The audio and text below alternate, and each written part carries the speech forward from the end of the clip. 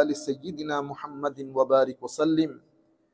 আল্লাহ রাব্বুল আলামিনের দরবারে দোয়া, মাওলাই করিম যেন আরেফিনদেরকে আল্লাহ যে ফিউজাত দান করেছেন তার কিছু অংশ আল্লাহ যেন আমাদেরকেও দান করেন। পবিত্র কোরআনের মধ্যে মাওলাই করিম যেটা বলতে চেয়েছেন সেই মতলব বুঝার তৌফিক যেন আমাদেরকে দান করেন। আল্লাহ রাব্বুল আলামিন যেন আমাদেরকে সিরাতুল মুস্তাকিমের পথে রাখেন এবং অটুট রাখেন, অবিচল রাখেন, আমিন। আমরা সূরা বাকারার 171 নম্বর আয়াত থেকে, সূরা বাকারার 170 নম্বর আয়াত থেকে শুরু করব। আলহামদুলিল্লাহি রাব্বিল আলামিন। আমরা সূরা বাকারা পড়ে ফেললে তাইলে ওদিকে আমরা 30তম পারার প্রায় সূরা শেষের দিকে। সূরা বাকারা পড়ে ফেলা মানে পবিত্র কোরআনের একটা সামারি আপনার হাতে চলে আসা। প্রত্যেকটা সাবজেক্ট, দ্য হোল কোরআনের মধ্যে যতগুলো সাবজেক্ট নিয়ে আল্লাহ আলোচনা করেছেন, সূরা বাকারার মধ্যে মোটামুটি আল্লাহ রাব্বুল আলামিন সবকিছুকে সাংক্ষিক আকারে মাওলাই করিম তুলে ধরেছেন। 170 নম্বর আয়াত থেকে শুরু করার আগে আমি আমাদের তরুণ প্রজন্মের সম্মানিত উলামায়ে কেরাম, আমাদের ছেলেপুলে, আমাদের যারা বর্তমানে কাজ করছেন মাঠে ময়দানে, তাদের জন্য দু একটি কথা বলে আমরা আমাদের যথারীতি যেই আয়াত সে আয়াত সম্পর্কে আলোচনা করব। প্রথম বিষয় হচ্ছে,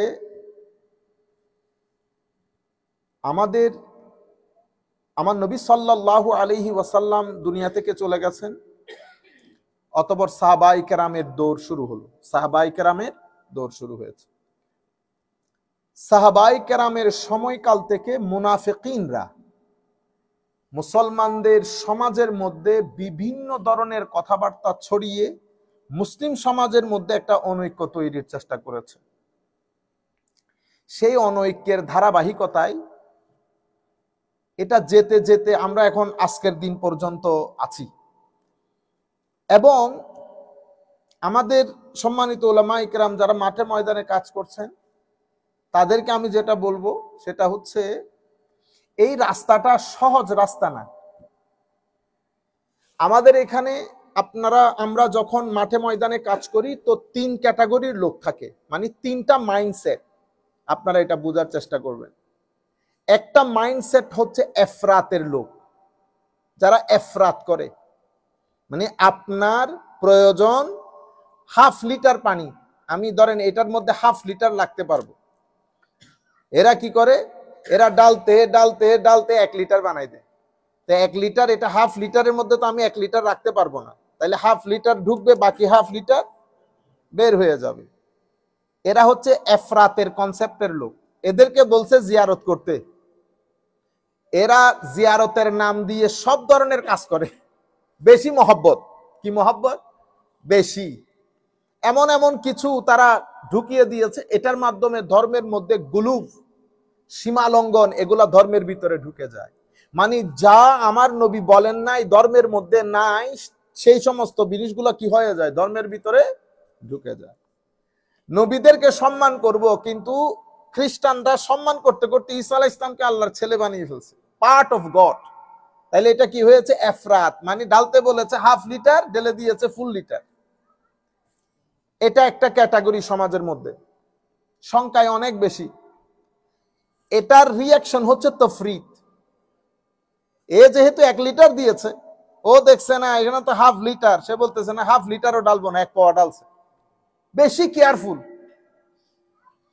এরা কি করছে, এদেরকে রদ করার জন্য জিয়ারতটাকে পূজা বলে দিয়েছে, মাজার পূজা। আপনারা বুঝতে পেরেছেন? খ্রিস্টানরা যেহেতু ঈসা আলাইহিস সালামকে আল্লাহর ছেলে বলেছে, ইহুদিরা নবীদেরকে আমাদের মতো বলে হত্যা করেছে। রিঅ্যাকশন দেখছেন একটা সোসাইটির মধ্যে। আচ্ছা, এটা মাইন্ডসেট। তাইলে আমি সম্মানিত উলামায়ে কেরামকে বলবো, আমরা যখন মাঠে ময়দানে কাজ করি, আপনারা স্টেজে যাদেরকে নিয়ে কাজ করেন আপনার এলাকার মধ্যে, এখানে কেউ এফরাতের সাথে জড়িত, কেউ তফরিতের সাথে জড়িত। মাঝখানেরটা হচ্ছে এতেদাল। এতেদাল মানে মধ্যম পন্থা অবলম্বন করা, ব্যালেন্স নিয়ে চলা। যখন আপনি ব্যালেন্স নিয়ে চলবেন, কতক্ষণ আপনাকে ঠোকর মারবে এফরাতওয়ালারা, কতক্ষণ আপনাকে ঠোকর মারবে তফরিতওয়ালারা। এফরাতওয়ালাদের কাছে আপনি হচ্ছেন ইহুদি দালাল, আপনি কিসের দালাল, এগুলো আপনাদেরকে শুনতে হবে। আপনারা মন খারাপ করতেছেন, অনেক ধরনের কথাবার্তা লিখেছেন, আমার কথাগুলো মিলতেছে কিনা দেখেন।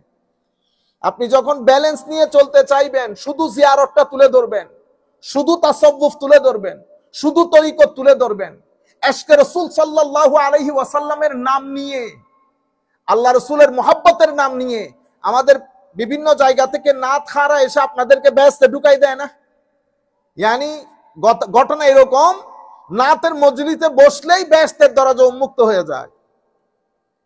বুঝতে পেরেছেন? আমরা কি বলি, আমার নবীর দরবার থেকে বুলাওয়া এসে গেছে, মুঝে মদিনা জানা है क्योंकि दरबार से बुलावा आ गया। তো এখন টাউট বাটপা সবাই পৌঁছে নাই। সরকারি নিচের কর্মকর্তা, উর্বরের কর্মকর্তা, মাসকানের কর্মকর্তা, যারা 2 এর 4 বানায়, 4 এর 10 বানায়, সবাই জানে। তো আপনারা যদি বলেন বুলাওয়া এসে গেছে, কোন ধর্ম অস্বীকারী এইটিস্ট লোক যদি আপনাকে জিজ্ঞেস করে যে যদি বুলাওয়ার কারণে ওখানে যাওয়া হয়, তো আমাদের এখানে গার্মেন্টসের মালিকরা গার্মেন্টসের শ্রমিকদেরকে টাকা না দিয়ে যে উমরায় চলে গিয়ে মদিনা শরীফের মধ্যে এতেকাফে বসেছে, ওইটাকেও কি আমার নবী ডেকেছেন? দেখছেন? জবাব দিতে পারবেন না কিন্তু। তাহলে আমরা এফরাতেও এই কাজগুলো আমাদের বিভিন্ন জায়গা থেকে তৈরি হয়েছে সিচুয়েশন। এখন আপনার কাছে 2টা অপশন, সম্মানিত উলামায়ে কেরাম, এটা আমি আমার জিম্মাদারি আদায় করতেছি আপনাদেরকে মোটিভেট করার জন্য। আপনারা ডিমোটিভেটেড হয়ে গেলে তো কাজ হবে না। সবাই যদি ঘরে বসে যান, এই দিনের কথা বলার লোক থাকবে না। আমি আপনাদেরকে বলয়ের কথা বলি। বলয় এখানে, এটা এফরাতের বলয়, এটা তফরিতের বলয়। আপনি যদি এখানে কাজ করতে যান, আপনাকে বলয়ের সাথে আসতে হয়। কেন? কারণ বলয়ের সাথে আপনার রুটি রুজি। আপনি যদি এফরাতের বলয়ের মধ্যে না থাকেন, আমি কোন কারণ নাম ধরতেছি না, শুধু আমি বলয়টা বুঝাচ্ছি। এখানে আপনার জন্য মসজিদের ইমামতি দরকার, আপনার লোকাল দাওয়াত দরকার, মাদ্রাসার শিক্ষকতা দরকার। আপনি যদি তাদেরকে তাদের মত পথ অনুযায়ী না চলেন, মসজিদে ইমামতি পাবেন? মসজিদের আপনাকে দাওয়াতে ডাকবে। আপনারা যে দাওয়াতগুলা পড়েন, প্রত্যেক জায়গার মধ্যে 2-3 জন মৌলভী যিনারা এই দাওয়াতগুলো অ্যারেঞ্জ করেন, তাদের কাজ সকাল থেকে সন্ধ্যা পর্যন্ত দাওয়াতের পিছনে চলা। দিন কই যাচ্ছে, সুন্নিয়ত কই যাচ্ছে, তরুণ প্রজন্ম কই যাচ্ছে, সোসাইটির অবস্থা কি, কালচারালি আমরা কি কি চ্যালেঞ্জের মুখোমুখি, সায়েন্টিফিকলি কি কি চ্যালেঞ্জের মুখোমুখি, ইকোলজিক্যালি কি কি চ্যালেঞ্জের মুখোমুখি। অর্থাৎ আধুনিক দুনিয়া আমাদেরকে কি কি চ্যালেঞ্জের মধ্যে ফেলেছে, তাদের কোনো চিন্তা নাই, ধ্যান নাই, ধারণা নাই। তারা এগুলা কি আরো করে না, তারা দাওয়াত নিয়ে আছে। সেই দাওয়াতের এটা একটা বলয়। এখন আপনি সেই দাওয়াত লিস্টে থাকতে হলে তাদের হাতে হা বলতে হবে, তাদের নাতে না বলতে হবে। আপনি ঢুকে গেলেন, আপনাদের ওই বলয়ের ভিতরে 80% লোক তারা সত্য কথাটা বলতে পারে না। কেন? কারণ বলয় থেকে বের হয়ে যাবে এই জন্য, কিন্তু ভিতরে সত্যটাকে লালন করে, ভিতরে সত্য বুঝে, কে কোন কাজ করতেছে, কি করতেছে সব বুঝে, কিন্তু মুখ ফুটে বলতে পারে না। কেন? কারণ বলয়ের বাইরে যাওয়া যাবে না। এটা এফরাতের লোক, এটা তফরিতের লোক। সিম্পল একটা উদাহরণ দেই, তরিকত এবং তাসাউফ, পীর এবং মুরিদি। এখানে এফরাতের লোকজন এসে আমার নবীর ইশকের নাম নেওয়া বন্ধ হয়ে গেছে। মাহফিলের মধ্যে পীর সাহেবের নাম যতবার নেওয়া হয়, তার 50% নাম আমার নবীর নেওয়া হয় না। পীর সাহেবকে খুশি করতে হবে। তরিকত তাসাউফ কি? বাংলাদেশ সুফিয়ায়ে কেরামের মাধ্যমে ইসলাম পেয়েছি, কিন্তু আপনি জিজ্ঞেস করেন আমরা যারা মুরিদ বিভিন্ন দরবারে, তরিকত তাসাউফ সম্পর্কে আমাদের কোনো আইডিয়া আছে কিনা? তরিকত তাসাউফের কোন বই আমাদের ঘরের মধ্যে আছে কিনা? কারা এটার প্রবক্তা, কিভাবে কাজ হলো, কোন ধরনের এলম আমাদের কাছে নাই, জানিও না। আমরা যারা এই জায়গায় লিড করি, আমরা চাই না তারা কিছু জানুক। আমি নিজেই জানি না, তারা জানলে ঝামেলা না। আপনারা বুঝতে পেরেছেন? এটা এফরাতের লোক। তরিকত তাসাউফের নাম দিয়ে আজীব এক মাহল তৈরি হয়েছে, এবং কিছু ট্রেডিশনাল অনুষ্ঠান এটার নাম দেওয়া হয়েছে তরিকত তাসাউফ। এদের রিঅ্যাকশন হচ্ছে তফরিত ওয়ালারা করে। এরা কি? এগুলা বেদাত, এগুলা শিরক, এগুলা অমুক, এটা সমুক। আমি হচ্ছে মাঝখানের লোক। আমি না এদের সাথে যেতে পারতেছি না এদের সাথে যেতে পারতেছি। আমি বলতেছি তরিকত সংজ্ঞা এটা, তরিকতের প্রবক্তা এটা, তরিকতের কিতাব এগুলা। আপনারা যে অনুষ্ঠান করতেছেন সেগুলা তরিকত এবং তাসাউফের কোন কিতাবের মধ্যে উল্লেখ নাই। আমাকে প্রথম টার্গেট করেছেন আপনারা, আমি উলামায়ে কেরামকে বলতেছি। তাইলে আপনি যখন এই মূল কথাটা তুলে ধরবেন মাঝখান থেকে, তো আপনার দুই জায়গার ঠোকর আপনাকে খেতে হবে। এফরাতওয়ালারা বলবে আপনি ইহুদির দালাল, তফরিতওয়ালারা বলবে আপনি কাফের হয়ে গেছেন। এতেদালে চলার কারণ, কিন্তু আপনাকে স্রোতের বিপরীতে চলতে জানতে হবে। আচ্ছা, আপনি যখন এতেদালে থাকবেন তাহলে কি ঘটবে? আমার নবীর ফিউজাত নসিব হবে। আপনার মজলিসে যারা বসবে তাদের অন্তরের মধ্যে তাকওয়া পরহেজগারি আসবে, এলম আসবে। সোসাইটিকে আপনি নতুন একটা রাস্তা দেখাতে পারবেন, মানুষের মধ্যে পরিবর্তন আসবে। আপনি এখানেও দেখিয়েন না এখানেও দেখিয়েন না, দৃষ্টি দয়াল নবীর রোজায়ে পাকের দিকে তাকান। আমার আল্লাহর রহমত কামনা করেন তাহাজ্জুদ পড়ে পড়ে, বা রাতের ইবাদত, বা স্টাডি করে করে। এখন এই ফতোয়াগুলো আপনাকে ধৈর্য ধারণ করে শুনতে হবে। কেন? ফতোয়ার একটা বিশাল ইতিহাস আমাদের ইসলামিক হিস্ট্রির মধ্যে। আপনি আমি কোন পুকুরের মাছ? ইমামে আজম আবু হানিফা রাদিয়াল্লাহু তাআলা আনহু ফতোয়া থেকে মুক্তি পেয়েছে? পাই নাই। ইমামে আজম আবু হানিফা, আপনারা কেন ডিমোটিভেটেড হন? ফতোয়া তো খানই নাই এখনো পর্যন্ত, কেউ আপনাদের মাথা ফাটিয়ে দেয় নাই। হ্যাঁ, তুই তুকারি কিছু মানুষের আমাদের মধ্যকার। এখন আপনি না আলেম বলতেছেন, লেবাসে আলেম হওয়া আলেম না, জবান বলবে আলেম কিনা। তুই তুকারি এগুলো শেষরামি। আপনারা শেষরাদের সাথে শেষরামি করতে যেতে পারবেন? শেষরার প্রধান অস্ত্র হচ্ছে বেয়াদবি করা। সে যখন আপনার সাথে বেয়াদবি করবে, আমার আল্লাহ প্রিন্সিপাল শিখিয়ে দিয়েছেন কি? ওয়াইজা খাতাবাহুমুল জাহেলুন ক্বালু সালামা। যখন জাহেলরা বিভিন্ন ধরনের কথাবার্তা বলবে, আপনি বলবেন ভাই শান্তি শান্তি, আপনারা আপনাদের রাস্তায় থাকেন। এই কারণে ইমামে আজম আবু হানিফার ইন্তেকাল হয়েছে জেলের মধ্যে। এগুলো আপনাদের পড়া দরকার, জানা দরকার। ফতোয়া যারা দিয়েছেন কোন কাফের মুশরিক দেয় নাই, তখনকার যুগের মৌলবীরা দিয়েছেন। মারা গেছে কোথায়? ইমামে আজমের ইন্তেকাল জেলের মধ্যে হয়েছে। আজকে আমরা ইমামে আজম বলছি, কিন্তু রাত দিন ঘুমাইতে পারে নাই ফতোয়ার বারিশ, ফতোয়ার বৃষ্টির কারণে, জুলমের কারণে। ইমাম মালিক রহমতুল্লাহি আলাইহি, জানেন না আপনারা? উলামায়ে কেরামকে জিজ্ঞেস করে দেখেন, মসজিদে নববীর মধ্যে ঢুকতে দেয় না ইমাম মালিককে। একদিন দুই দিন পাগল করে রেখে দিয়েছে। ফতোয়া দিয়েছে এই মৌলবীরা, মুখে কালি মেখে মদিনার অলিগলির মধ্যে ঘুরিয়েছে। আপনি যখন এতেদালের মধ্যে থাকবেন, সরকারি কর্মকর্তা কর্মচারীরা চায় আপনি তাদেরকে উপরে তুলেন। আমরা দেখছি না আমাদের ছোট্ট জীবনের মধ্যে, ব্যবসায়ীরা চায় সেখানে গিয়ে আপনি কুজো হয়ে বসে থাকেন। কিন্তু আপনি যখন গায়রত দেখাবেন, তখন তারাও আপনাকে পছন্দ করবে না। আপনি যখন তরিকত তাসাউফের মজলিসে গিয়ে সত্যিকার তরিকতের কথা বলবেন, সেই তারিখ থেকে দরবারগুলোতে আপনার দাওয়াত বন্ধ হয়ে যাবে। আপনি সব জায়গা থেকে না হয়ে গেছেন, একটা রাস্তা খোলা থাকবে, আমার নবীর রাস্তা, ওই রাস্তা খোলা। কিন্তু পরিবর্তন অবশ্যই আসবে। সমস্ত দরবারদের ডিসকারেজ করবে সেরকম না, ডিমোটিভেট করবে সেরকম না। যদি সেরকম হইতো তো আমরা এত জায়গায় কাজ করতেছি কেমনে? হ্যাঁ, প্রপেগেন্ডা বা এই ধরনের নষ্ট লোক সংখ্যায় কম হলেও তারা দাপুটে বেশি। সেই কারণে আমরা মনে করি সবাই বুঝে এরকম, সবাই এরকম না। আপনারা বুঝতে পেরেছেন? তাইলে শরীয়তের ইমাম, মাযহাবের ইমাম, ইমাম আজমের অবস্থা, মালিকের অবস্থা, ইমাম আহমদ ইবনে হাম্বলের অবস্থা আরো করণীয় ছিল। হুজুর ইমাম আহমদ ইবনে হাম্বলকে দর্স দেওয়া বন্ধ করিয়ে দেওয়া হয়েছে, ওই ঘরের মধ্যে গৃহবন্দী করা হয়েছে, পিটানো হয়েছে, 80 দুর্রা লাগানো হয়েছে। আমাদেরকে আপনাদেরকে এখনো বাড়ি খাইতে হয়েছে? বাড়ি তো খান নাই, দাওয়াত কেমনে করবেন? ইমাম আহমদ ইবনে হাম্বল রাদিয়াল্লাহু তাআলা আনহু শেষ পর্যন্ত দুনিয়া থেকে চলে গেছে। ইমামে শাফিঈ, শরীয়তের ইমাম, তরিকতের ইমাম, মারিফতের ইমাম, কে কুফরের ফতোয়া নিয়ে ইমাম আবুল হাসান শাযলি রাদিয়াল্লাহু তাআলা আনহু শেষ পর্যন্ত নৌকাতে থেকে, আপনারা যে হিজবুল বাহার পড়েন, কিভাবে পড়েন? হিজবুল বাহার উনি ওই নৌকার মধ্যে যা ঘটনা ঘটেছে যেটা পরে আমরা রুহানি স্বাদ গ্রহণ করি, তাহলে নৌকাতে ছিল কেন? কারণ যতবার উনি ঢুকতে চাচ্ছিলেন মিশরের মধ্যে পাথর নিক্ষেপ করা হয়েছে যেন এখানে ঢুকতে না পারে। হযরতে জুন্নুন মাসরি রাদিয়াল্লাহু তাআলা আনহু মুরতাদের ফতোয়া লেগেছে।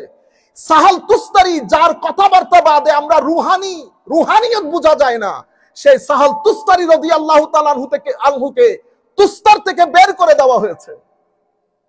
আপনি আমাকে একজনের নাম বলেন যিনি ফতোয়া থেকে বেঁচে গেছেন। আপনারা 1 মিনিটে ডিমোটিভেটেড, আর কাজ করব না, কেউ এলাকা ছেড়ে এরকম কেন বেটা? আমাদের দিকে তাকান, আমরা তো কোনো খাতার মধ্যেও আমাদের নাম আসতে পারবে না, আমরা এত নগণ্য। আল্লাহ পাকের মেহেরবানি, এত কিছু করেছেন, এখনো করছেন। আমি এখন আমেরিকাতে নর্থ ব্রঙ্কস ইসলামিক সেন্টারে বসা আমাদের মুসল্লিয়ানে কেরাম নিয়ে, পিছনে যাইতে হয়েছে, পিছনে যাইতে হয় নাই তো। আপনারা এগুলা নিয়ে বেশি বেশি দরুদ শরীফ পড়বেন। যখন এই সমস্ত জিনিসগুলো আপনার মাথার উপর চেপে বসবে, আমি গ্যারান্টির সাথে আল্লাহর কসম করে আপনাদেরকে বলছি, ঘরের মধ্যে বসে আল্লাহর দরবারে হাত তুলে বলবেন, আল্লাহ হযরতে আয়েশা সিদ্দিকা রাদিয়াল্লাহু তাআলা আনহা যেভাবে বলেছে আমিও সেভাবে বলতেছি, রব্বি ইন্নী মাগলুবুন ফান্তাসির, আল্লাহ আমি হেরে যাচ্ছি, আপনি আমাকে সাহায্য করেন। হ্যাঁ, আমার নবীর 13 বছরের মক্কার জিন্দেগি দেখেন, কি হয় নাই আমার নবীর উপর। আপনি এই যে দুঃখ, এগুলো রেভলিউশনারি ওয়ার্ক, রিভাইভিং ওয়ার্ক, এগুলো দাওয়াত পড়নেওয়ালা 2 টাকার মোল্লার কোনোদিন বুঝে আসবে না। মানুষের ঘরে ঘরে গিয়ে দাওয়াত পড়নেওয়ালা 3 টাকার মৌলবীর এই রিভাইভিং বুঝে আসবে না, আল্লামা ইকবাল বুঝে আসবে না, আমার নবীর 13 বছরের মক্কার জমিনের কষ্ট বুঝে আসবে না। তারা এগুলার জন্য পয়দাই হয় নাই, তাদেরকে তাদের হালতে ছেড়ে দেন। তারা তো প্রত্যেকদিন উঠবে সকালে, মোবাইল চেক করবে, দাওয়াত করতে আসছে, সবাই মিলে যাবে সেখানে। দাওয়াতের মধ্যে কি হয়? গীবত হয়। দাওয়াতের মধ্যে গীবত হয়। কাজ করে যান, পিছনে ফিরতে হবে না। লফজের মধ্যে, প্রত্যেক শব্দের মধ্যে কনসেন্ট্রেট করেন, শরীয়ত বিরোধী কোনো কিছু আসছে কিনা। বেশি বেশি লেখাপড়া করেন, ইবাদত রিয়াজত করেন, আমার নবীর উপর দরুদ পড়েন, মানুষের জন্য কাজ করেন। আপনার আশেপাশে যারা গরিব গুরাবা আছে তাদেরকে কিভাবে খাওয়াবেন সেটা চিন্তা করেন। আপনারা এই 2-3 টাকার মৌলবী ঘরে ঘরে গিয়ে দাওয়াত পড়নেওয়ালা, আপনারা এগুলা নিয়ে একেবারে ডিমোটিভেটেড হয়ে যাচ্ছেন। ইন্না লিল্লাহি ওয়া ইন্না ইলাইহি রাজিউন। বেটা, এটা তারা বুঝবে কি কথা? তারা তো সকালে উঠবে, মোবাইল চেক করবে, আজকে কোথায় কোথায় দাওয়াত আছে, একজন আরেকজনকে ফোন দিবে, সেই দাওয়াতের মধ্যে যাবে, 2 মিনিট পড়বে, 3 মিনিট বিস্কিট দিয়ে চা খাবে, বিসমিল্লাহ করে টাকা পয়সা নিয়ে ঘরে চলে যাবে। এটা হচ্ছে তাদের ইসলামী খিদমত। তারা কি বুঝবে 13 বছরের আমার নবীর মক্কার জমিন, মক্কার জীবন, 10 বছরের মাদানী জীবন? তারা কি বুঝবে পুরা কান্ট্রির মধ্যে হচ্ছে কি? বাংলাদেশ, বা আমি যেহেতু বাংলাদেশের লোক, কি হচ্ছে এখানে? সকালে উঠে আমি আমার সোনার বাংলা, আমি তোকে ভালোবাসি, আপনারা করতেছেন না মাদ্রাসার মধ্যে? আপনি আমাদের সেকুলার মাইন্ডসেট, সেকুলার অ্যাটাক, আপনি রবীন্দ্রনাথ ঠাকুর সাহেবকে নবীর মর্যাদা দেওয়ার মুখোমুখি। আপনারা ঘরে বসে বসে দাওয়াত পড়েন আর উলামায়ে কেরামের পিছন বসে থাকেন।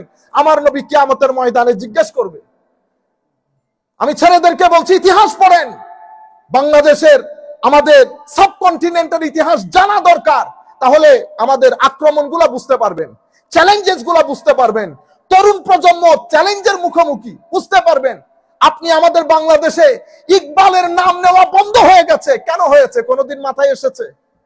ইকবাল কি শুধু দাওয়াত পড়ার জন্য আর মাহফিলের মধ্যে সালাতুনিয়ার শের পড়ার জন্য ইকবাল? আগামী সোমবারে আমি ইকবালকে চিনাবো ইনশাআল্লাহ।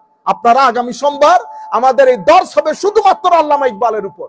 তখন কিছু হলেও আপনাদের ভিতরে জিন্দেগি আসবে। এগুলা সব মুছে দেওয়া হয়েছে, আমাদেরকে দাওয়াতের কাজে লাগিয়ে দিয়েছে। আমরা দাওয়াত করি, দাওয়াতের মধ্যে চাপ হয়, আর কতক্ষণ বলি এই ইহুদির দালাল, এ শিয়া হয়ে গেছে, এই অমুক হয়ে গেছে।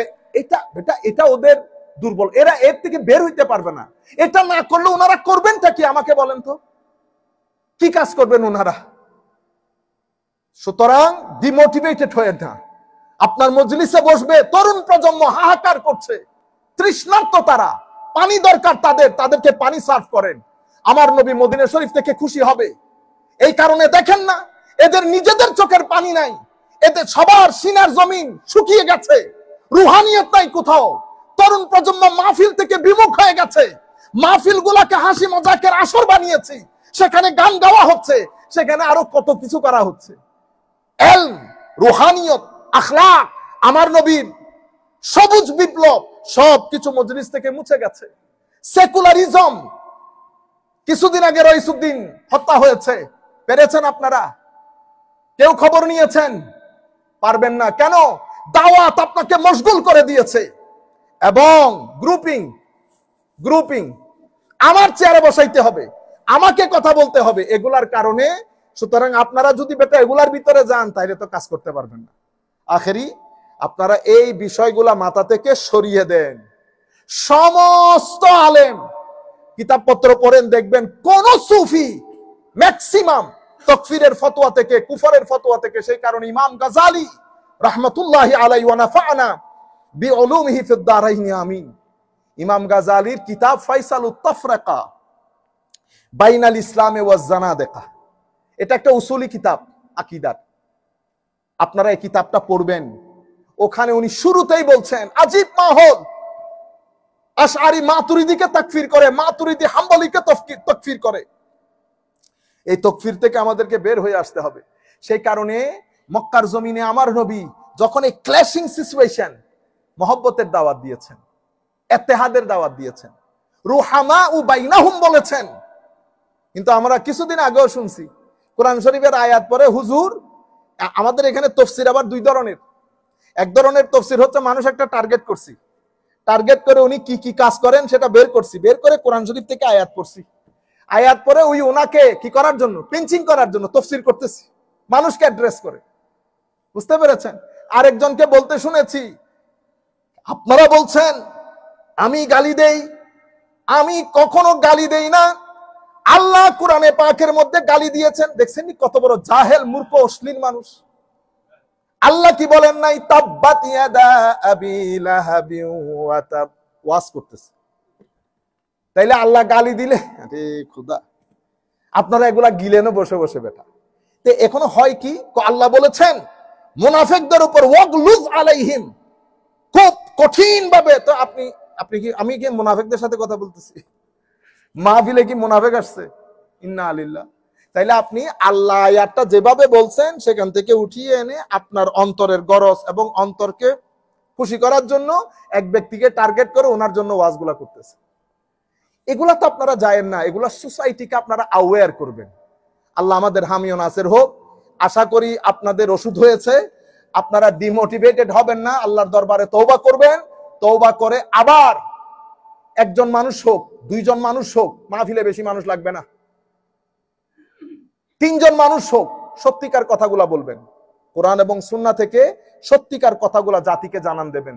লেখাপড়া করবেন, মহব্বতের কথা, ইত্তেহাদের কথা মানুষকে প্রচার করবেন। আল্লাহ রাব্বুল আলামিন আমাদের হামি ও নাসির হোক। কোরআনে পাকের 100, আমরা আপনারা করিয়েন না, আমরা বেশি দেরি করব না। কোরআনে পাকের 170 নম্বর আয়াতের মধ্যে আমার আল্লাহ ইরশাদ করছেন, এই কয়েকটা আয়াতের অর্থ আমরা ইতোপূর্বে পড়েছি, আমরা শুধু যেহেতু শেষ করতে হবে পড়ে চলে যাই। ওয়া ইযা কিলা লাহুম ইত্তাবিউ মা আনজালাল্লাহ ক্বালু বাল নাত্তাবিউ মা আলফাইনা আলাইহি আবাআনা আওয়ালাউ কানা আবাউহুম লা ইয়াকিলুনা শাইআন ওয়া লা ইয়াহতাদুন। হাবিব, যদি তাদেরকে আপনি বলেন আল্লাহ রাব্বুল আলামিন যা নাজিল করেছে তা অনুসরণ করার জন্য, তারা বলবে না না, আমরা ওগুলার মধ্যে নাই ভাই, আপনি নতুন কথাবার্তা আমাদেরকে বলিয়েন না, এগুলা ফিতনার জিনিস। তো কি করবেন আপনারা? আমরা বাপদাদারা যা করছে, আমরা বাপদাদারা, আমরা ওখান থেকে বের হইতে পারবো না। আমার নবী কথা কার সাথে বলতেছেন? মুসলমানদের সাথে। এই কথা কি মুসলমানদের সাথে? না, মুসলমানদের সাথে না। আমার নবী এই কথা বলতেছেন, আল্লাহ কোরআনের এই আয়াত নাজিল করেছেন কাদের জন্য? যাদের কাছে আমার নবী দাওয়াত পৌঁছাইতে চাচ্ছেন। এরা কাফের, এরা মুশরিক, এরা মুনাফিক, সবাই মিলে নন মুসলিম। তো আমার আল্লাহ বলতেছেন হাবিব, কারণ তাদের একটা ছিল, আমরা নতুন কথাবার্তার মধ্যে আসতে পারবো না। আমরা বাপ দাদারা দেখছি মূর্তি পূজা করতে, বাপ দাদারা দেখছি এই লাত, মানাত, উজ্জা, এই পশুটা লাতের নামে জবাই করতেছি, লাত বলে চিল্লানি মারতো, জবাই করতো। আমরা এগুলা দেখছি। আমরা আল্লাহু আকবার বলা, আমরা এই আপনার ওই দাওয়াতের মধ্যে আমরা নাই। আমি আপনাদেরকে আবার রিপিট করে বলতেছি শুধু একটা জিনিস বোঝানোর জন্য। তাইলে এটা আল্লাহ নাজিল করেছেন কার জন্য? আমার নবী হচ্ছেন এক পক্ষ, কাফের মুশরিক অন্য পক্ষ। আমার আল্লাহ বলতেছেন তাদেরকে যদি বলা হয় আপনার অনুসরণের জন্য অথবা আল্লাহর কোরআনের অনুসরণের জন্য, তারা বলবে আমরা বাপদাদারা যাব। এখন আমার এক ভাই নামাজের পরে মোনাজাত করছে, এখন আমাদের হেলাল ভাই, আমি এমনি এক্সাম্পল স্বরূপ বলতেছি, হেলাল ভাই বলতেছেন কেন মোনাজাত করলেন? তো এখন আমার ভাই বলছে আমরা আগে থেকে যেটা দেখে দেখে আসতেছি সেটা। হেলাল ভাই এখন আয়াত পড়ছে, দেখছেন দিন থেকে আপনারা খারিজ হয়ে গেছেন, কারণ আল্লাহ কোরআন শরীফের মধ্যে বলছে ওয়াইজা কিলা লাহুম ইত্তাবিউ মা আনজালাল্লাহ ক্বালু বাল নাত্তাবিউ মা আলফাইনা আলাইহি আবানা। কোরআন শরীফে আল্লাহ আপনাকে অনুবাদও দেখাইতেছে, আপনি দেখতে যখন তাদেরকে কেউ বলে আল্লাহর হুকুমের আনুগত্য করতে, তারা বলে আমরা বাপদাদারা যা পাইছি তা। বুঝছেন? আয়াত যাচ্ছে, কনটেক্সট এক না, এখানে আল্লাহ কথা বলতেছে কাফের মুশরিকদের ব্যাপারে, আপনি সেটা নিয়ে গেছেন আমার ভাইয়ের ব্যাপারে যে মসজিদের মধ্যে এসে মোনাজাত করতেছে। দুই জিনিস কি এক? এদিকে জিতে যায় ওরা, কারণ যিনি বলতেছেন উনিও জাহেল, যাকে বলা হচ্ছে উনিও এই ব্যাপারে অজ্ঞ। তাইলে এরা কি করে? কাফের মুশরিকদের ব্যাপারে অবতীর্ণ আয়াতকে মুসলমানদের ব্যাপারে কি করে? ব্যবহার করে। আয়াত নাজিল হয়েছে কাফের মুশরিকদের জন্য, বলা হচ্ছে আল্লাহ আল্লাহ রসুল কবর হাসর আখেরাত, তারা বলছে ওগুলাতে যাব না, আমরা মূর্তি পূজা করব, মূর্তি পূজার মধ্যে থাকবো। আপনি ওই আয়াতটা টেনে এনেছেন আমার ভাই নামাজের শেষে মোনাজাত করার কারণ। ঠিক আছে? কারণ আপনার উত্তর আর তার উত্তর এক হয়ে গেছে। কিছুদিন আগে এক ভদ্রলোক আমাকে আজমির শরীফের ওরসের একটা ছবি দেখাইছে, এরপরে হিন্দুদের পূজার একটা ছবি দেখাইছে। তো দেখছেন নি হুজুর, সিমিলারিটি দেখছেন? এটাকে শিরক বলে। তো আমি বলতেছি বেটা আপনি সায়েন্স অফ সিমিলারিটি আপনাকে পড়া দরকার। আপনি সায়েন্স অফ সিমিলারিটি পড়েন নাই। আপনি আলু খান, খায়, আপনার পাশে ঘোষ আলু খায়, হিন্দুর আলু খায় না, তো সিমিলারিটি হয়েছে না? তো এখন দুইজনকে এক হয়ে গেছেন। আচ্ছা, আপনি কুরবানি করেন? করি। হিন্দুরা কুরবানি করে তো? জি হ্যাঁ, কুরবানি মানে স্যাক্রিফাইস আর কি, স্যাক্রিফাইস। আমি বলতেছি অরিজিনাল কনসেপ্ট, আপনিও স্যাক্রিফাইস করতেছেন, তারও স্যাক্রিফাইস করতেছে, কিন্তু দুইটা কি এক? আমরা ঈদ করি না, ঈদে কেনা কাটা বাজার খাওয়া দাওয়া একজন আরেকজনের বাসায় আপনারা গিফট করেন না? হিন্দুদের মধ্যে নাই? বিয়ের মধ্যে আমরা যেই ধরনের করে বিয়ের অনুষ্ঠান সাজাই, খাওয়া দাওয়া, জামাই স্টেজে বসা, সিমিলারিটি হলেই কি এক হয়ে গেছে? সায়েন্স অফ সিমিলারিটি আমাদেরকে জানা দরকার। যেহেতু যেমন আমাদের পার্শ্ববর্তী এলাকা, মানে আমাদের দেওয়ালের পরে হচ্ছে হিন্দু বাড়ি, ম্যাক্সিমাম হিন্দু যারা আমরা কি বলি চাচা জ্যাঠা, আর আল্লাহর মেহেরবানিতে একটা খুব সম্মান করে। যেমন এক সময় এক আমাদের পাশের বাড়ির এক হিন্দু মহব্বত করে অনেক বেশি, তো আমার ছেলে মারা গেছে যে, তো ওরে তো পুরাবে, আপনি একটু সেখানে উপস্থিত থাকতে হবে। আমি তো জান পান যায় অবস্থা, আমি এগুলা বরদাস্ত করতে পারি না। আমি জীবনে একটা মুরগি জবাই করি নাই, নিতে পারি না, রক্ত দেখলে খারাপ লাগে খুব বেশি। এখন আমি আমার আব্বাকে এসে বলতেছি না লিল্লাহি ওয়া ইন্না ইলাইহি, এটা এই কাজ তো করা যাবে না, না ওনার তো মন খারাপ হয়ে যাবে। তাইলে একটা সম্পর্ক আছে না?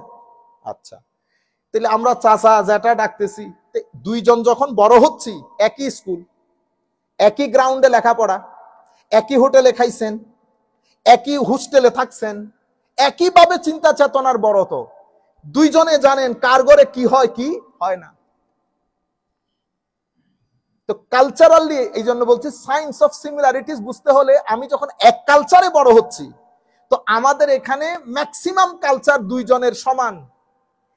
একটা জায়গায় এসে আমার ধর্ম কিছু কালচারের মধ্যে ক্যাপস লক লাগিয়ে দিয়েছে, আমি এটা ক্রস করতে পারতেছি না। এটা কি কারণে? আমার ধর্মের কারণে। তো আমার ধর্মের একটা এরিয়া আছে, যেমন আমি ওরে বলতেছি তোর মুরগির গুস্ততে আমার ঝামেলা নাই, মুরগি আমিও খাই তুমিও খাও, ও তো মুরগি খাইতেছে, কিন্তু আমার ধর্মে এসে একটা ক্যাপস লক লাগিয়ে দিয়েছে, আমাকে বলতেছে আমার নবী বেটা খাইতে পারবি না যতক্ষণ আল্লাহু আকবার নাম না নেওয়া হবে। মুরগির মাংসের মধ্যে তো কোনো ঝামেলা। এখন আপনি যদি বলেন ওই মুরগি খায়, আপনিও মুরগি খান, এক হয়ে গেছে, হয়েছে নি কথা। সায়েন্স অফ সিমিলারিটি বুঝতে হয়। এখন সমস্যা হচ্ছে বেয়াদব, মানে আদবহীন হওয়া, জেহালত যখন একসাথে হয়ে যায় আপনি ডিল করতে পারবেন না, আপনার মাথা খারাপ হয়ে যাবে। বুঝতে পেরেছেন এই প্রশ্ন বানে। সুতরাং এক হওয়া মানে এই যে আল্লাহর ওলিদের মাজারে হিন্দু, আমার হযরতে শাহজালাল ইয়ামানি, যেমন আমাদের চট্টগ্রামের শাহ আমানত মাইজবান্ডার দরবার শরীফ, ওনারা যখন ওখানে তো দিন প্রচার করতেছেন, কারা ছিল? সোসাইটি তো হিন্দুদের। সোসাইটি কাদের? হিন্দুদের। এখন হিন্দু সোসাইটিতে উনি যদি বলে হিন্দু আসতে পারবেন আমার এখানে, তো দাওয়াত কাকে দিবেন? দাওয়াত কাকে দিবেন? আপনি হচ্ছেন দ্বীনের দায়ী, আর আরেকজন হচ্ছেন আলেম পড়ানেওয়ালা। তো উনি তো হিন্দুদেরকে পড়াবেন না, উনি মুসলমান ঢুকাইছেন শুধু, আমার এখানে হিন্দু ঢুকবেন না কেন? আমি হাদিসের রসুল পড়বো। হিন্দুর হাদিসের রসুল দিয়ে কি করবে? আরেকজন বসছে দ্বীনের দাওয়াত দেওয়ার জন্য, সে বলতেছে দরজা উন্মুক্ত, যা যা মন চাই ঢুকে যান, অজুহীন অজু সারা, কাপড়হীন কাপড় সারা, হিন্দু বুদ্ধ খ্রিস্টান সব ঢুকেন। কেন? কারণ আমি প্রোডাক্ট বিক্রি করব, আমি মোহাম্মদী প্রোডাক্ট বিক্রি করব। আমার এখানে ঢুকুন, ঢুকতে যাচ্ছেন, আমি বলতেছি ভাই এখানে ঢুকতে পারবেন না কেন? আমার এখানে অজু গোসল করে ঢুকতে হবে, আমি হাদিস শরীফ পড়াচ্ছি। তাইলে দুইজনের মাহল দুইটা, দুইজনের মাহল দুইটা। একজন দ্বীন প্রচার করতেছে, যখন উনি দ্বীন প্রচার করতে, আপনারটা হচ্ছে হোটেল, হোটেলের মধ্যে আপনি কি বলতে পারবেন এক্সকিউজ মি আপনি কি হিন্দু, আমার হোটেলে ঢুকতে পারবেন না? না, হোটেল সবার জন্য উন্মুক্ত, কিন্তু আমি ইফতার মাহফিল সবার জন্য উন্মুক্ত না। ভেরি সিম্পল, আপনারা বুঝতে পেরেছেন? তো সেই জায়গার মধ্যে মাজারে পাকের মধ্যে এই যে যাওয়া, ওই যে যাওয়ার কালচার তৈরি হয়েছে, এখনো আছে, এখনো আছে। মানুষের মন জয় করতে পেরেছে। ওনারা মানে অনেক চিন্তা করেছেন যে এদেরকে মন জয় করা কেমনে যায়। এখান থেকে শ্যামা, এই যে শ্যামা মাহফিল করে না কাওয়ালি, আর মা কি তাকুয়া পরহেজগারি, মানুষের সামনে ভিতরে ভিতরে সবাই বসে বসে শুনে, ভিতরে ভিতরে যতগুলা মানুষ কাওয়ালির ভিতরে ফতোয়া দেয় সবাই কাওয়ালি শুনে, সবাই। আপনি যদি তাদেরকে জিজ্ঞেস করেন বিসমিল্লাহ পুরা লিস্ট বলতে পারবে। মানুষ তো আপনি আপনার মধ্যে সুর ইম্প্যাক্ট করে। এখন তারা দেখতেছে যে এখানে এদের ভিতরে সহজভাবে কিভাবে ঢোকা যায়, সহজভাবে কিভাবে ঢোকা যায়। যেমন আমি সারাদিন ওয়াজ করলাম, আপনার মনে কোনো কিছু নরম হইল না, কিন্তু একটা বিচ্ছেদের কালাম পরে আপনার ভিতরের জগৎকে ব্রোকেন করে দিয়েছে। আপনি 13 পান নাই, আপনার চোখ দিয়ে পানি পড়তেছে। আমি বেচারা 4 ঘন্টা ওয়াজ করছি, নিজেরও নাই চোখের পানি, মানুষেরও নাই চোখের পানি। আরেকজন কিছু করে নাই, আরেকজন কিছু করে নাই, কি একটা বলছে, সেও কান্দে, মানুষও কান্দে। কিরে, আপনারা বুঝতে পারতেছেন? সেই কারণে হযরতে দাউদ আলাইহিস ইসলামকে আল্লাহ মুজিজাই দান করেছেন সুর। মুজিজা কি? সুর। কেন? সুর ইম্প্যাক্ট করে অনেক বেশি। এই কারণে আমার আল্লাহ মানুষের ভিতরে, আপনারা দেখেন আমরা যখন আমাদের ইভেন আমাদের কামরানো যখন কেরাত করতেছে, ভিতরে লাগে না ভালো? ওই জায়গার মধ্যে যদি একজনে আমার মতো করে এই ড্রাই আকারে পড়ে ফেলতো, ভালো লাগতো? ভালো লাগতো না। আপনারা যখন মদিনা শরীফের মধ্যে, মক্কা শরীফের মধ্যে নামাজ পড়েন, শেখ সুদাইস যখন নামাজ পড়ে, আপনি কি আয়াতগুলা বুঝতে পারতেছেন? পারতেছেন না তো, কিন্তু অজর দ্বারায় পানি পড়তেছে। তাইলে আপনি আমাকে বলেন তো পানিটা কেন পড়তেছে? আপনি বলবেন হুজুর কোরআনের আয়াতের কারণে। না, আয়াতের একটা ইম্প্যাক্ট আল্লাহর কালামের আছে, ঘায়েল করে ফেলেছে আপনাকে কিসে? সুরে। আপনারা বুঝতে পেরেছেন? সেই কারণে একটা তো জাগার তাসির থাকে, হেরেমের তাসির আর এখানকার তাসির কখনো এক হবে না। কোরআনের তাসির আছে, কিন্তু সুর যদি না হইতো আপনি ওই জিনিসটা নিতে পারতেন না। তো সুফিয়ায়ে কেরাম ওনারা যখন দেখেছেন এই এলাকার মানুষকে টার্গেট করতে হলে আমার বৃহত্তম জিনিস হচ্ছে দিন দেওয়া, তাকে আল্লাহ মানিয়ে নেওয়া, তো তারে কি করতেছে? ও দেখতেছে কি রে, এখানেও তো ঢুল তাবলা আছে, ঢুল তাবলা আছে, বসে গেছে। তো সে এতক্ষণ বাসাই করছে গান, এখানে তারে লা ইলাহা ইল্লাল্লাহ, সে বুঝতেও পারে নাই লা ইলাহা ইল্লাল্লাহ সুরে যে সে ডান্সিং করা শুরু করছে, রক্স তৈরি হয়েছে। আপনারা বুঝতে পেরেছেন? এবং ইথিওপিয়ান সাহাবায়ে কেরাম এসে আমার নবী যেই তারিখে রবিউল আউয়ালের 12 তারিখ হিজরত করেছেন, হিজরত তারিখে এসে মসজিদে নববীর দরজার মধ্যে সাহাবায়ে কেরাম রক্স করতেন। রক্স মানে ইংরেজির রক্স, এটা হাদিসে পাকের শব্দ কি? ওয়াহুম ইয়ারকুসুন। মুসনাদ আহমদ, ইমাম আহমদ ইবনে হাম্বলের হাদিস। তারা রক্স করত। এখন বললে আপনারা নিতে পারতেছেন? শিরকের ফতোয়া, বেদাতের ফতোয়া পাগল করে রেখে দিয়েছে উম্মতে মুহাম্মদ সাল্লাল্লাহু আলাইহি ওয়াসাল্লাম। এখন বললে এই যে এগুলা এগুলা এমনিতে আসছে, এগুলা বুঝতে পেরেছেন? যাই হোক, এই যে আপনাকে সুযোগ করে দিয়েছে লা ইলাহা ইল্লাল্লাহ, এই যে বাবা মহিউদ্দিন রহমাতুল্লাহ আলাইহি যেখানে ফিলাডেলফিয়াতে, আপনাকে বলেনও নাই ওযু করেন, নামাজ পড়েন, উনি নিজে নিজে ওযু করতেছে, নামাজে দাঁড়াইছে। তো ওরা জিজ্ঞেস করতেছে এগুলা কি করতেছেন? আমি ফ্রেশ হচ্ছি পানি দিয়ে। তা আমরা হইতে পারবো? Why not. তো তাকে কিন্তু আগে কালমা পড়তে বলতেছে না। আপনারা সুফিয়ায়ে কেরামের স্ট্র্যাটেজি দেখেন, টেকনিক দেখেন কিভাবে, বুঝতে পেরেছেন? আচ্ছা, এটা আপনি কি করেন? আমরা আপনার সাথে দাঁড়াইতে পারবো? হ্যাঁ দাঁড়াইতে পারবো, কিন্তু এটা এইভাবে দাঁড়াইলে হবে না তো, আগে তো একটু পানি দিয়ে হাত মুখ ধুয়ে ফেলতে হবে। কেমনে দুই? কই যে আমি ধুইতেছি, এরকম ওযু করাইছে না, নামাজে দাঁড়াইছে। হায় হায়, সুফিয়ায়ে কেরামের নামাজ আর আমাদের নামাজ এক ধরনের না। নামাজ অনেক বড় জিনিস, অনেক মহব্বতের জিনিস। মা সন্তানের মধ্যে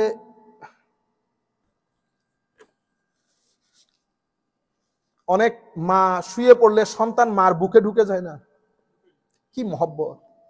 হ্যাঁ, মাও বড় বড় ছেলেদেরকে আমরা যখন দেখি,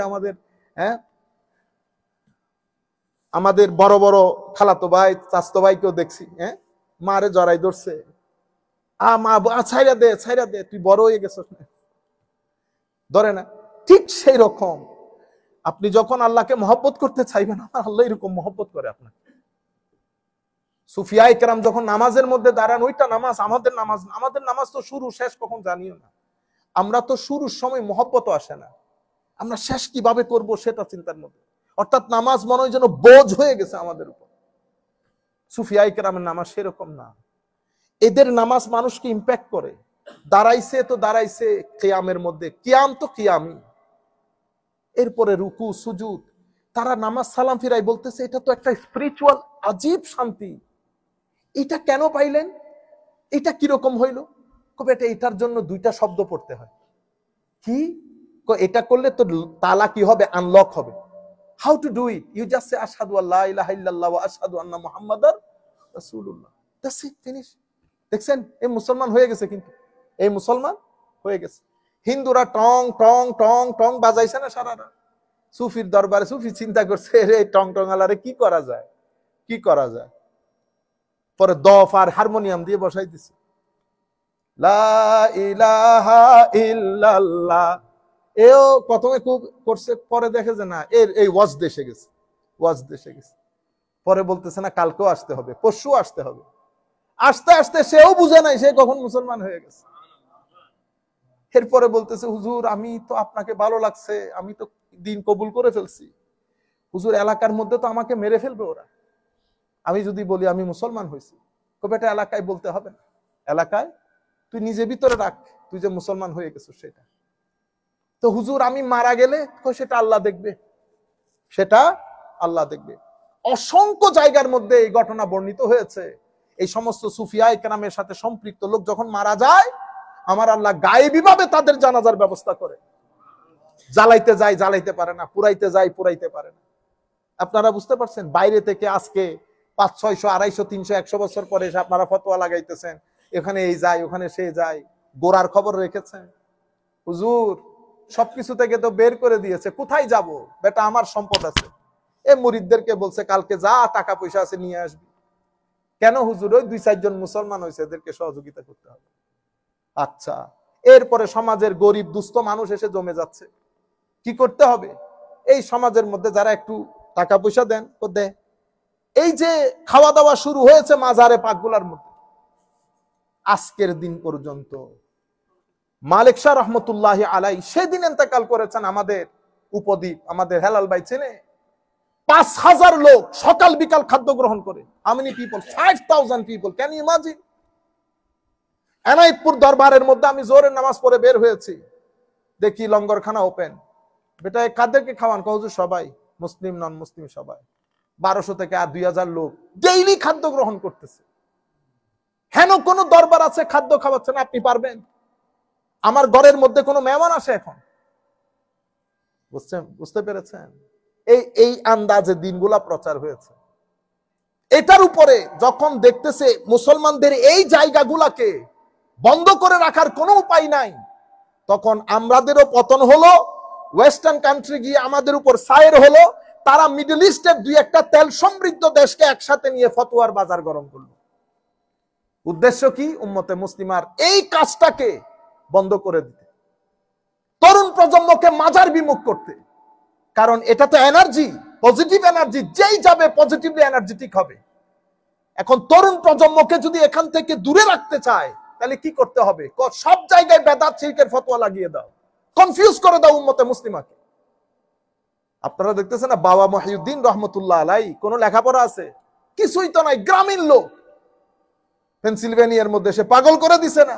আমরা পারছি একটা আমেরিকানকে মুসলমান বানাইতে, সত্যিকার আমেরিকান যারা একেবারে অরিজিনালি সায়েন্টিস্ট, প্রফেসর, ইঞ্জিনিয়ার, পারি নাই।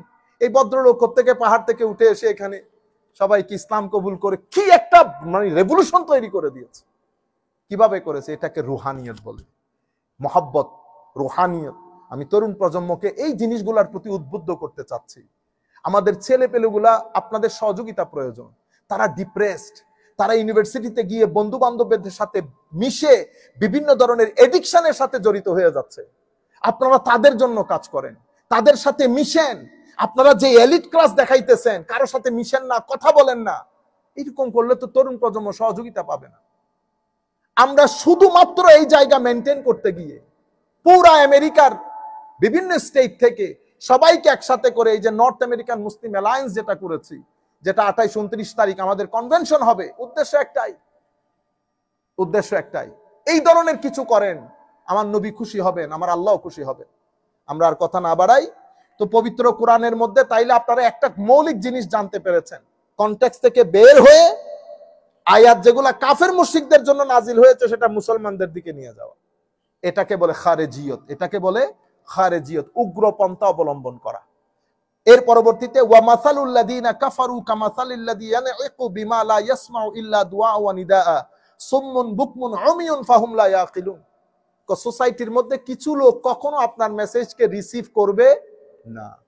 কেন? বধির, যারা বধির, আপনারা সিলেটের ভাষায় কি বলেন?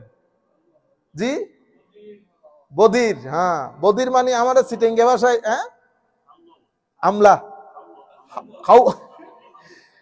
সিটেঙ্গাটা আরো ডেঞ্জারাস, বলতাম নি। তো সিটেঙ্গে ভাষায় বলে বরা, বেহরা মতো, পিছন থেকে সারাদিন ডাকলেও শুনবে না। সুতরাং তাদের জন্য সময় স্পেন্ড করার কোনো দরকার নাই। মাসালুল লাযিনা কাফারু, এই কাফেরদের দৃষ্টান্ত হচ্ছে বধিরের মতো। সুম্মুন বুকমুন উমিয়ুন, এরা সুম্মুন, এরা বুকমুন, এরা উমিয়ুন। আপনি যদি ইয়া রাসূলুল্লাহ, এরা বধির, এরা অন্ধ, এদেরকে আপনি সারাদিন যদি এদের পিছনে দৌড়ান কোনো লাভ হবে না। সুতরাং এদের জন্য আপনি মন খারাপ করিয়েন না, আপনি শুধু দাওয়াত পৌঁছিয়ে দেন। গ্রহণ করা না করা সেটা যার যার ব্যক্তিগত বিষয়। বুঝতে পেরেছেন? এরপরে ইয়া আইয়ুহাল্লাযীনা আমানু, আবার কুলু মিন তাইয়্যিবাতি মা রাযাকনাকুম ওয়াশকুরু লিল্লাহি ইন কুনতুম ইয়াহু তা'বুদুন। আমাদেরকে ডেকে বলা হচ্ছে কুলু মিনাত তাইয়্যিবাত। সব জায়গার মধ্যে মুখ বসাবি না। তাইয়্যিবাত, হালাল জিনিস, যা আল্লাহ কোরআনে হালাল করেছেন, যা আমার আল্লাহ কোরআনে হারাম করেছেন, যা আমার নবী হালাল করেছেন, যা আমার নবী হারাম করেছেন, এর বাইরে আমরা যেন মুখ না দেই। বলা হচ্ছে তাইয়্যিবাত খাবা, মা রাযাকনাকুম ওয়াশকুরু লিল্লাহ, আল্লাহ শুকরিয়া আদায় করবা। এবং এটা খুবই গুরুত্বপূর্ণ। হযরত আলী রাদিয়াল্লাহু তাআলা আনহু একটা দারুণ কওল আছে, আপনি পরীক্ষায় পড়ছেন তো সব সময় শুকরিয়া আদায় করবেন, ইভেন পরীক্ষার মধ্যে শুকরিয়া। কেন? তুমি চিন্তা করবে, ধরেন আপনার বড় গায়ের জ্বর, পাগল করে দিচ্ছে আপনাকে, তখন আপনি চিন্তা করবেন যে এর চেয়ে বড় রোগ তো হইতে পারত। এটা না হয়ে যে এটা হয়েছে, আল্লাহর দরবারে শুকরিয়া, আলহামদুলিল্লাহ। টাকার ক্ষেত্রে হলেও সেম। তখন ইভেন শরীরের উপরেও যদি বিপদ যায়, অন্তত আল্লাহ তো দিন ধর্মের ক্ষেত্রে আমাকে ফিতনার মধ্যে ফেলে নাই। সার্বক্ষণিক যে গ্রেটফুল থাকা আল্লাহর দরবারে, এবং এই গ্রেটফুলনেস আপনার অন্তরকে কি করে জানেন? প্রশস্ত করে, পিসফুল করে। আপনি যদি গ্রেটফুলনেস বের করে দেন, এই পৃথিবী নামক এই গ্রহের মধ্যে আপনি শান্তিতে থাকতে পারবেন না, পাগল করে দিবে আপনাকে। এটা ধরেন 13 ঘন্টা। একজনে বলতেছে হুজুর চোখ খুলতে পারতেছে না, দিনের 2:30-3টা বাজছে, কিরে ভাই? কওজোর সারা রাত কাজ করছি। ইন্না লিল্লাহ। পাগল? আমি আপা পাগল হয়ে যাচ্ছেন কেন? কওজোর বহু খরচ। ইন্না লিল্লাহ। না বেটা, লাইফ এনজয় করেন, এনজয় করেন, ইনকাম করেন, এনজয় করেন। কারণ আপনি এনজয় করতে চাইলে তখন এনজয় করতে পারবেন না। আপনার দিন কিন্তু ফুরিয়ে যাচ্ছে, দিন ফুরিয়ে যাচ্ছে, সময় চলে যাচ্ছে। আমার আল্লাহ শুধু আপনাকে এই কাজে লাগাই নাই। আপনি গতকালকে নামাজ পড়ছেন, পড়ি নাই, তো বেটা আপনি আখিরাত ছেড়ে দিয়েছেন, লানত পড়বে। এই ধরনের জিন্দেগির উপর লানত পড়বে। এটা করিয়েন না। আপনার নির্দিষ্ট সময় 10 ঘন্টা, 11 ঘন্টা, 8 ঘন্টা, এরপরে এডিশনাল কাজ যেটা, সেটা আমি নামাজ ত্যাগ করে না, জিকির ত্যাগ করে না। আপনার এখানে অনেক ধরনের কর্ম কর্তব্য আছে, শুধু ইনকাম করা না, শুধু ইনকাম করা না। আমরা বসে আপনারা প্ল্যান করেন সিস্টেম অনুযায়ী, দুনিয়াও রাখেন, আখিরাতও রাখেন। আপনি পুরা সপ্তাহ মসজিদে আসতে পারেন নাই, পুরা সপ্তাহ মসজিদে আসতে পারেন নাই, শুক্রবারে এসে বড় করে আওয়াজ দেন, মানে আমি আসছি। ইন্না লিল্লাহ। তারপরে জিজ্ঞেস করলো, হুজুর এটা আপনি বুঝবেন না। দেখছেন কত বড় পণ্ডিত।